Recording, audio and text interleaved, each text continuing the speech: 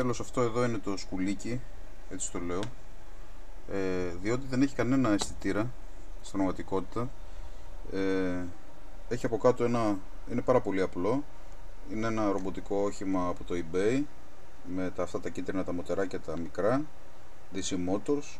Από κάτω είναι ένα Arduino Uno νομίζω, και υπάρχει ένα shield εδώ, το οποίο είναι φτιαγμένο, δεν έχει καν chip, είναι φτιαγμένο με transistor motors, δηλαδή είναι μια half bridge γέφυρα για να οδηγεί τους κινητήρες. Επίσης αυτός είναι ο αισθητήρας. Έχουμε εδώ ένα τελεστικό ενισχυτή που ανιχνεύει όταν το μπλοκάρει κάποιο μοτέρ, δηλαδή ανιχνεύει το ρεύμα. Έτσι όταν αυτό βρει κάποιος τροχός και δεν γυρίζει, κάνει πίσω και στρίβει προς την αντίθετη κατεύθυνση. Δεν έχει τίποτα άλλο, δηλαδή ούτε αισθητήρες υπερήχων, ούτε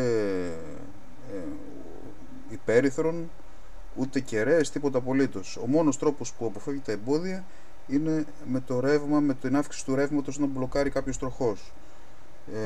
Επίσης έχει 6 μπαταρίες επαναφορτιζόμενες του 1,2 βολτ η κάθε μία, νικελίου μετάλλου υδριδίου. Αυτό είναι το σκουλίκι λοιπόν, και θα το δείτε και αυτό σε δράση.